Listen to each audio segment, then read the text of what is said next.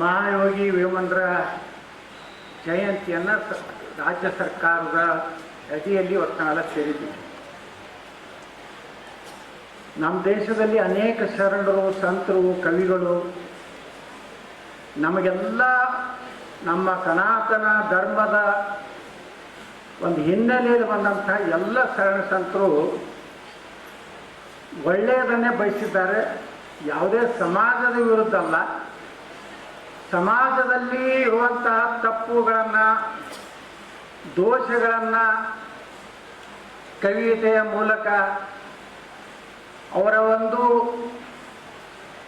ಪ್ರವಚನದ ಮೂಲಕ, ಅವರ ವಿಚಾರಧಾರೆಗಳನ್ನು ಸಮಾಜಕ್ಕೆ ಕೊಟ್ಟಂಥ ಅನೇಕ ಮಹಾಪುರುಷರು ದೇಶದಲ್ಲಿ ಜನ್ಮ ತಾಳಿದ್ದಾರೆ.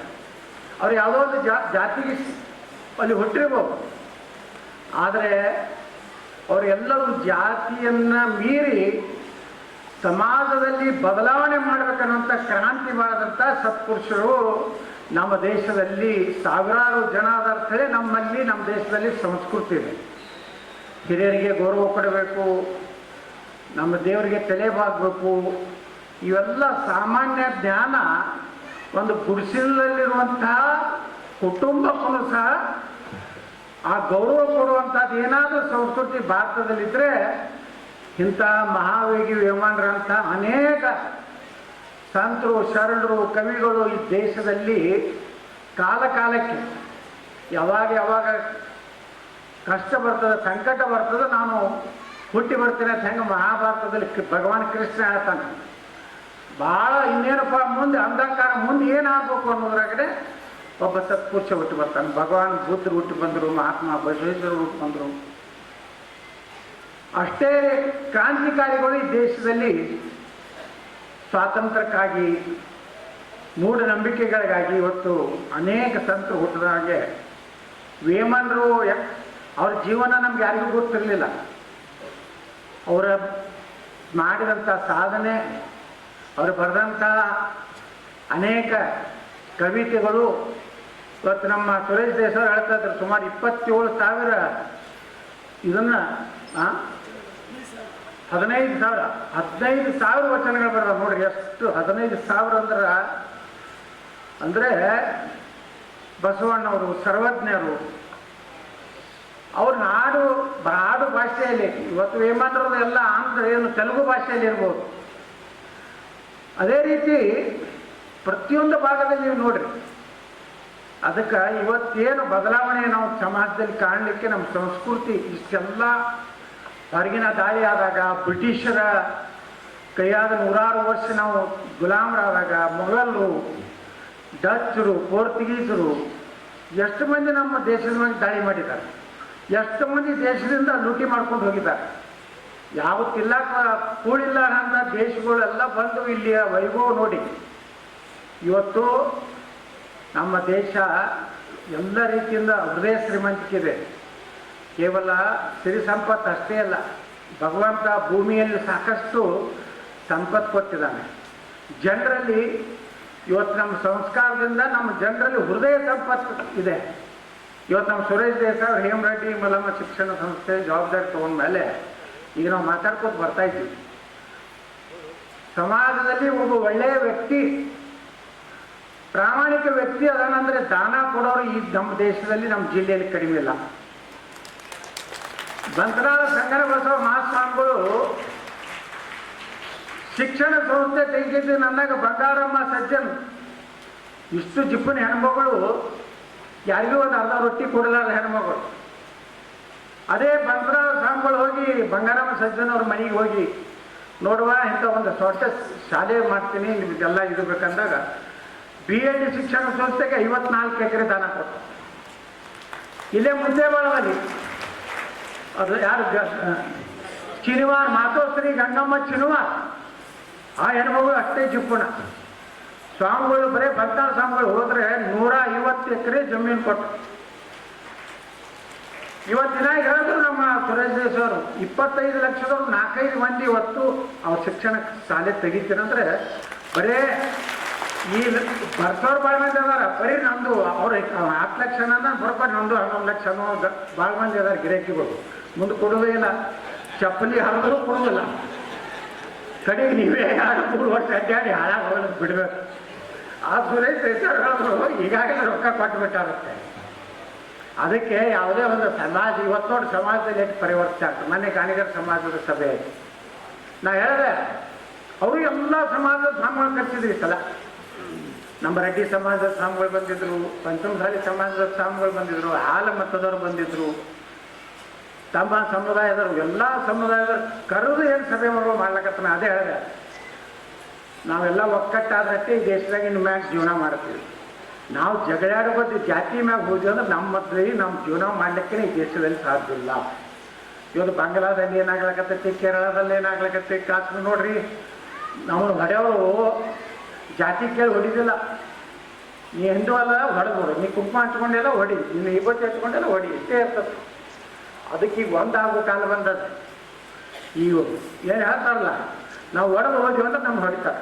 ನಾವೆಲ್ಲ ಒಕ್ಕಟ್ಟಾಗಿಬಿಟ್ಟಿವಿ ಅಂದರೆ ಎಲ್ಲ ಶಕ್ತಿಗಳು ಒಂದಾಯ್ತು ಅಂದ್ರೆ ಯಾರೂ ಏನು ಮಾಡೋದಿಲ್ಲ. ಯಾಕಂದ್ರೆ ಈ ದೇಶ ಒಂದೊಂದು ಕಾಲಕ್ಕೆ ಒಬ್ಬೊಬ್ಬರನ್ನ ತಯಾರು ಮಾಡಿದೆ. ಛತ್ರಪತಿ ಶಿವಾಜಿ ಮಹಾರಾಜರು ಹುಟ್ಟದೇ ಇದ್ರೆ ಏನಾಗ್ತಿತ್ತು, ಮಹಾರಾಣಾ ಪ್ರತಾಪ್ ಹುಟ್ಟದೇ ಏನಾಗ್ತಿತ್ತು, ಅಹಿಲ್ಯಾಬಾಯಿ ಹೋಳ್ಕರ್ ಹುಟ್ಟದೇ ಏನಾಗ್ತಿತ್ತು, ಹೇಮರೆಡ್ಡಿ ಮಲ್ಲಮ್ಮ ಅವರು ನೋಡ್ರಿ, ಅವ್ರಿಗೆ ಒಂದು ದೇವ್ರ ಬಳಿ ಏನೂ ಕೇಳಿಲ್ಲ. ಅವರು ನನ್ನ ವಂಶಸ್ಥರಿಗೆ ಕಡ್ಡಿ ಇಟ್ಟರೆ ಬಂಗಾರ ಇರ್ಬೇಕಂತ ಕೇಳಿದ್ರೆ ಹೇಳ್ತಾರೆ. ಏನೆಲ್ಲ ನಮ್ಮ ಮಂದ್ಯಾಗೆಲ್ಲ ಹೇಳ್ತಾರೆ, ಅವ್ರಿಗೆ ಎಲ್ಲರಿಗೂ ಅನುಕೂಲ ಐತ್ರಿ, ಯಾಕೆ ಏತ್ ಕೇಳಿದ್ರೆ ಇಲ್ರಿ ಆ ಹೇಮರೆಡ್ಡಿ ಮಲ್ಲಮ್ಮನ ಆಶೀರ್ವಾದ ಹೆಂಗೆ ಕಟ್ಟಿದ್ರೆ ಏನೂ ಕೇಳಿಲ್ಲ. ಹೇಮರೆಡ್ಡಿ ಮಲ್ಲಮ್ಮ ನನಗೇನು ಆಗ್ಬೇಕು, ನನ್ನ ಮನುಷ್ಯನಿಗೆ ಕೇಳಿಲ್ಲ, ಇಡೀ ನನ್ನ ವಂಶಕ್ಕೇ ಆಗ್ಬೇಕಂತೇಳಿ ಈ ಭಾವನೆ ಇಟ್ಟಂಥ ಸಂತರು ಇವತ್ತು ವೇಮನ ಜಯಂತಿ ಆಚರಿಸುವಂಥ ಅರ್ಥಪೂರ್ಣವಾಗಿ ಇವತ್ತು ನಮ್ಮ ಎಲ್ಲರೂ ಕೂಡಿ ಇವತ್ತು ದೊಡ್ಡ ಮೆರವಣಿಗೆ. ಇವಾಗ ಸರ್ಕಾರಿ ಕಾರ್ಯಕ್ರಮ ಏನಾಗ್ಬಿಟ್ಟದಂದ್ರೆ ಮಹಾಪುರ ಅಧಿಕಾರಿಗಳಿಗೆ ಮ್ಯಾಗಿನವ್ರು ಇದ್ಗೋ ಇರ್ತದೆ, ನಮ್ಮನ್ನೆಲ್ಲ 20 ಹೆಸರು ಹಾಕ್ಯಾರ ನೋಡಿದಿಲ್ಲ ಕಾರಣ ಇವು ಹಾಕಿ ತಂದ್ರು ಒಂದು ದೊಡ್ಡ ಕೇಸರಪ್ಪ. ವಿಧಾನಸೌಧದ ಹಾಕಿದ್ದು ನಮ್ಮ ಹೆಸರು ಹಾಕಿಲ್ಲ, ನಂದು ತಳಗ ಹಾಕ್ಯಾರ, ನಿಂದ ಮ್ಯಾಗ ಹಾಕ್ಯಾರ. ತಳಗ ಹಾಕಿದವರು ಬಂದಿಲ್ಲ, ಮ್ಯಾಗ ಹಾಕಿದವರು ಬಂದಿಲ್ಲ. ಆದ್ರೆ ಪಾಪ ಅಧಿಕಾರಿಗಳು ಹಾಕಬೇಕಾಗತ್ತೆ, ಪ್ರೋಟೋಕಾಲ್ ಐತಿ. ಸರ್ಕಾರಿ ಕಾರ್ಯಕ್ರಮ ಅಂದ್ರೆ ಯಾರೂ ಬರೋದಿಲ್ಲ. ಕೆಲವೊಂದು ಮಂದಿಗೆ ಜಾತಿ ಇಲ್ಲಾರ್ದ ಲೀಡರ್ಗಳು ಅದಾರ, ಅವ್ರಿಗೆ ಅಂದ್ರೆ ಯಾರೂ ಬರೋದೇ ಇಲ್ಲ. ಉದಾಹರಣೆ ನೇತಾಜಿ ಸುಭಾಷ್ ಚಂದ್ರ ಬೋಸ್ ಯಾಕೆ ಹಾಕ್ಯಾರ ಪಾಪ. ಒಂದು ಕಾರ್ಯಕ್ರಮ ಮಾಡಿದ್ವಿ ಸುಭಾಷ್ ಚಂದ್ರ ಬೋಸದ ಎಷ್ಟು ವರ್ಷದ ಜನ್ಮದಿವಸ. ಅವಾಗ ನಾ ಎಮ್ ಎಲ್ ಇದ್ದೆ. ಅವಾಗ ಯಾರು ಜನನೇ ಇಲ್ಲ, ಸರ್ಕಾರಿ ಅಧಿಕಾರಿಗಳು ನಾವು ಅಟ್ಟೆ ಮಾಡಿದ್ವಿ. ಯಾಕಂದ್ರೆ ಇವತ್ತು ನೀವೆಲ್ಲ ಸಮಾಜದವರು ಲೀಡ್ ತೊಗೊಂಡಿರತ್ತ ಹೇಳಿ ಇವತ್ತು ಕಾರ್ಯಕ್ರಮ ಇಡೀ ಕಂದಗಲ್ ರಂಗ ಮಂದಿರ ತುಂಬೈತಿ. ವಿನಾಯಕ ಕಾರ್ಯಕ್ರಮ ನೋಡಿದ್ವಿ ನಾವು. ಸಿದ್ದೇಶ್ವರ ಗುಡಿ ದಂಡಿಗಿತ್ತು, ಗಾಂಧಿ ಚೌಕಕ್ಕೆ ನಮ್ಮ ಮೆರವಣಿಗೆ ಮುಟ್ಟಿತ್ತು. ನಾವೆಲ್ಲ ಬರಬೇಕು, ಶರಣರು ಯಾವುದೇ ಜಾತಿ ನೋಡ್ಬಾರ್ದು, ನಡಬೇಕಪ್ಪ ಅಂದ್ರೆ ಎಲ್ಲ ಸಮಾಜದ ಒಂದು 10 ಮಿನಿಟ್ ನೀವು ಬಂದು ಅದು ಬೇರೆನೇ ಆಗ್ತದೆ. ನಮ್ಮಲ್ಲಿರುವಂಥ ಸಣ್ಣ ಪುಟ್ಟ ಏನು ಮನಸ್ಸು ಇರ್ತಾವಲ್ಲ, ಇಲ್ಲಪ್ಪ ನಮ್ಮ ಕಾರ್ಯಕ್ರಮ ಬಂದರು ನಾವು ಅದಕ್ಕೆ ಹೋಗಬೇಕು. ಈಗ ಅಂಬೇಡ್ಕರ್ ಅವರು ಬರೀ ದಲಿತರೇ ಮಾಡಬಾರ್ದು, ನಮಗೂ ಎಲ್ಲರೂ ಜವಾಬ್ದಾರಿ ಇದೆ. ಬಾಬಾ ಸಾಹೇಬ್ ಅಂಬೇಡ್ಕರ್ ಇವತ್ತು ಅವರ ಇತಿಹಾಸ ಯಾರಿಗೂ ಗೊತ್ತಿಲ್ಲ. ಅಂಬೇಡ್ಕರ್ ಎಷ್ಟು ಕ್ಲಿಯರ್ ಅದಾರ ಈ ದೇಶದ ವ್ಯವಸ್ಥೆ ಬಗ್ಗೆ. ಅಂಬೇಡ್ಕರ್ ಅವರು ನಮ್ಮವರೇ. ಎಲ್ಲಿವರೆಗೆ ಈ ನಾವು ನಮ್ಮ ಜಾತಿಗೆ ಸೀಮಿತವಾಗಿ ಆಗುವ ನಾಯಕರನ್ನು ನೋಡಬಾರ್ದು. ನಾಯಕರು ಒಂದು ಜಾತಿಗಾಗಲಿ ಸಂತರಾಗಲಿ ಒಂದು ಜಾತಿಗಾಗಿಲ್ಲ, ಅವ್ರು ಎಲ್ಲರಿಗೂ ಮಾರ್ಗದರ್ಶಕರಾಗಿ, ಅವರೆಲ್ಲರಿಗೂ ಒಂದು ಆದರ್ಶ ಪುರುಷರಾಗಿ ಜೀವನ ಮಾಡಿ ಜೀವನ ನೋಡಿ. ಎಷ್ಟು ವರ್ಷದಿಂದ ವೇಮನ ಜಯಂತಿ ಎಷ್ಟನೇದ್ರಿ ಇದು? ಎಷ್ಟು 100 ವರ್ಷ? 613 ಅಂದ್ರೆ ಸುಮಾರು 6 ತಲೆ. 90 ವರ್ಷ ಇದ್ರೆ 6 ತಲೆ. ಎಲ್ಲ ನಾವು 60-70 ಇದೀವಿ. ಈಗ ಆದರೂ 600 ವರ್ಷದ ಹಿಂದಿನ ಒಬ್ಬ ಶರಣರನ್ನ ನೆನಪು ನಾವು ಮಾಡ್ಕೊಳಕತ್ತೀವಿ ಅಂದ್ರೆ ನಾವು ಎಲ್ಲರೂ ನಿಜಕ್ಕೂ ಯಾರ ಬಳಿ ಆದರ್ಶ ಇರ್ತದೆ, ಆ ಆದರ್ಶ ಎಲ್ಲರಿಗೂ ಮಾರ್ಗದರ್ಶನ ಇದೆ. ನಮ್ಮ ಉಪನ್ಯಾಸಕರು ಬಂದರೆ ವೇಮಂದ್ರ ಬಗ್ಗೆ ನಮಗೂ ಒಮ್ಮೊಮ್ಮೆ ಗುರುತಿರೋದಿಲ್ಲ. ಇಂಥ ಕಾರ್ಯಕ್ರಮ ಹಿಂಗೆ ಉಪನ್ಯಾಸ ನೋಡ್ರಿ, ನಾನು ಅಂಬೇಡ್ಕರ್ ಬಗ್ಗೆ ನಮಗೂ ಏನೂ ಗುರುತಿರಲಿಲ್ಲ. ನಮ್ಮ ವಿಧಾನಸಭೆ ಒಳಗೆ ನಮ್ಮ ವಿಶ್ವೇಶ್ವರ ಹೆಗಡೆ ಸಂವಿಧಾನ ಬಗ್ಗೆ ಚರ್ಚೆ ಮಾಡೋಣ ಅಂತೇಳಿ ಒಂದು ಅವಕಾಶ ಕೊಟ್ಟರು. ಅವಾಗ ನಾನು ಅಂಬೇಡ್ಕರ್ ಅವ್ರ ಜೀವನ ಓದ್ಲಕ್ಕೆ ಚಾಲು ಮಾಡಿದೆ. ಒಂದು 500 ಪೇಜಿನ ಒಂದು ಪುಸ್ತಕ ಇತ್ತು. ಅದು ನೋಡಿದಾಗ ಅಂಬೇಡ್ಕರ್ ಬಗ್ಗೆ ಇರುವಂಥ ನನ್ನ ಬಲ್ಲಿ, ನಾ ಅಂಬೇಡ್ಕರ್ ಬರ್ದಾರ ಸಂವಿಧಾನ ಅನ್ನೋದು ಬಿಟ್ಟರೆ ಏನೂ ನಮಗೂ ಗೊತ್ತಿರಲಿಲ್ಲ. ಮತ್ತು ಯಾವ ಸಾರ್ವಜನಿಕ ಸಭೆ ಸರ್ಕಾರಿ ಕಾರ್ಯಕ್ರಮ ಪ್ರತಿ ವರ್ಷ ನಾವು ಏಪ್ರಿಲ್ 14 ಮಾಡ್ತೀವಿ ಅವ್ರ ಜನ್ಮ ದಿವಸ. ಅವ್ರು ಮುಂದೆ ಅಂಬೇಡ್ಕರ್ ಆದರ್ಶಿದ್ರು ಹಂಗಾಯ್ತು ಹಿಂಗಾಯ್ತು ಅಷ್ಟು ಮಾತಾಡಿ ಹೋಗ್ಬಿಡ್ತಿದ್ವಿ. ಆದ್ರೆ ಸದನದಲ್ಲಿ ನಾವು ಮಾತಾಡಿದ ಮೇಲೆ ಅಂಬೇಡ್ಕರ್ ಜೀವನವನ್ನು ಹುಟ್ಟಿದ ಮೇಲೆ ನನಗನ್ನಿಸ್ತು ಅಂಬೇಡ್ಕರ್ ಈ ದೇಶವನ್ನು ಅತಿ ಹೆಚ್ಚು ಪ್ರೀತಿ ಮಾಡಿದವ್ರು ಯಾರಾದರೂ ಇದ್ದರೆ ಅಂಬೇಡ್ಕರ್ ಅನ್ನೋವಂಥದ್ದನ್ನು ನಾವು ನೆನಪಾಗ ನೋಡಿ. ಸಾವಿರಾರು ವರ್ಷಗಳಿಂದ ಈ ಅಸ್ಪೃಶ್ಯತೆ ಅದ್ರ ಬಗ್ಗೆ ಹೋರಾಟ ಮಾಡ್ಯಾರ. ಸಮಾಜದಲ್ಲಿ ತಪ್ಪಿದ್ದಾಗ ನಾವು ಒಪ್ಕೋಬೇಕು. ಅಂಥ ಒಂದು ಸಮಾಜ ನಿರ್ಮಾಣ ಆಗಬೇಕಾದ್ರೆ ಇಂಥ ಸಂತರೆಲ್ಲರ ಒಂದು ಕಾರ್ಯಕ್ರಮಗಳು ಅರ್ಥಪೂರ್ಣವಾಗಿ ಜನರಿಗೆ ತಿಳುವ ಮೂಲಕ, ಯಾಕಂದ್ರೆ ನಾವು ಅದೇ ಒಂದೇ ಸಮಾಜದಾಗ ಹುಟ್ಟಿರ್ತೀವಿ, ನಮಗೆ ಗೊತ್ತಿರೋದಿಲ್ಲ ಯಾರು ಏನೋದು. ಸುಮ್ಮ ಮನ್ಯಾಗ ಫೋಟೋ ಇರ್ತಾವೆ ನೋಡ್ತೀವಿ, ಅವ್ರ ಜಯಂತಿ ಮನೆಗೆ ಹಾರ ಹಾಕ್ತೀವಿ, ಅವ್ರು ಏನು ಮಾಡಿದ್ರು ಏನಿಲ್ಲ ಏನೂ ಗೊತ್ತು. ಅದಕ್ಕೆ ನಾವೆಲ್ಲರೂ ಇವತ್ತೇನು ಈ ಕಾರ್ಯಕ್ರಮ ಯಶಸ್ವಿ ಎಲ್ಲ ನೀವು ಮಾಡಿದ ತಾಯಿಂದರು ಎಲ್ಲರೂ ಬಿಸಿಲಾಗ ಇವತ್ತು ನಡ್ಕೊಂಡು ರೋಸಲ ಅಂತ ನಮ್ಮ ಶ್ರೀಶೈಲ ಜಗದ್ಗುರುಗಳು ಮಾಡಿದಾಗ ಅದು ಆ ಚೈತನ್ಯ ರಥ ಸಿದ್ದೇಶ್ವರ ಗುಡಿದಿಂದ ಹೇಮರೆಡ್ಡಿ ಮಲಂ ಸಂಸ್ಥಾನ ನಡ್ಕೊತ ಇದ್ದೀವಲ್ಲ ಮೇದಾಗ ಎಲ್ಲ ಈಗ ತಟ ತಟ ತಟ ತಟ ನೀರ ಬನ್ನೇನಿಗೆಲ್ಲ ಎಲ್ಲ ತೊಯ್ದು ಹೋಗಿದ್ದು. ಹೋದ್ರೆ ಏನೋ ಒಂದು ಶಕ್ತಿ ಇರ್ತದೆ. ಹಂಗೆ ಸುಮ್ಮನೆ ಹೋಗಂದ್ರೆ ಹೋಗೋದಿಲ್ಲ ನಾವು. ಈ ನಂದಿ ಕೋಟೆ ಅಡ್ಡಾಡಿದೆ ಬನ್ನಿ ಒಂದು 7-8 ಕಿಲೋಮೀಟ್ರ್ ಅಡ್ಡಾಡಿದೆ, ಏನೋ ಅನ್ಸೋದಿಲ್ಲ. ಎಲ್ಲಿ ಬೇಕಾದ ತಿಂದೇನೆ. ಇವ್ರ ಮನ್ಯಾಗ ಚಾ, ಅವ್ರ ಮನ್ಯಾಗ ಶರಬತ್ತ, ಮತ್ತೊಬ್ಬರ ಮನ್ಯಾಗ ಉಪ್ಪಿಟ್ಟ, ಮತ್ತೊಬ್ಬರ ಮನೆಯಾಗ ಅವಲಕ್ಕಿ, ಮತ್ತೊಬ್ಬರ ಎಳ್ಳು ಹೋಳಿಗೆ, ಚೀತ್ನಿ, ಇದೇನದು ಸುಲಗಾಯಿ, ತಿನ್ನೋದು ಆಗಂತದ್ದು. ಹ್ಯಾಂಗೆ ಕರತ್ತೋ ಹ್ಯಾಂಗೆ ಹೋಯ್ತೋ ಅಂದರೆ ಒಂದು ಶಕ್ತಿ ಇರ್ತದೆ. ಯಾವುದೇ ಒಂದು ಶರಣರ ಸಂತರದ ಇದಕ್ಕೆ ಬಂದಾಗ ಅಂಥ ಕಾರ್ಯಕ್ರಮ ಕರ್ನಾಟಕ ಸರ್ಕಾರ ಮಾಡಿದೆ. ನಾವಂತರೂ ನಿಮ್ಮ ಜೋಡಾದೀವಿ, ನೀವು ನಮ್ಮ ಜೋಡಾದೀರಿ.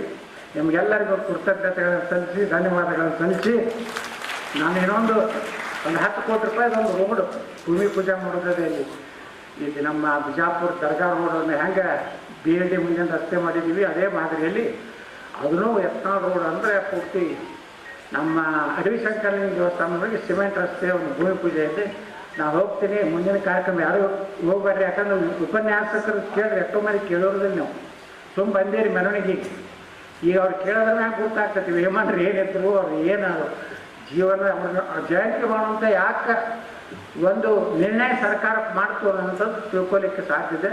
ಅದಕ್ಕೆ ನನಗೆ ಅವಕಾಶ ಕೊಟ್ಟು ಈ ಮಾತಾಡಲಿಕ್ಕೆ ಅವಕಾಶ ಕೊಟ್ಟಂಥ ನಮ್ಮ ಕರ್ನಾಟಕ ಸರ್ಕಾರದ ವತಿಯಿಂದ ಮತ್ತು ಎಲ್ಲ ಸಮುದಾಯ ವತಿಯಿಂದ ನಾನು ಹೃದಯಪೂರ್ವಕ ಕೃತಜ್ಞತೆ ಸಲ್ಲಿಸಿ ನಾನು 2 ಮಾತು ಮುಗಿಸ್ತೀನಿ. ಜೈ ಕರ್ನಾಟಕ.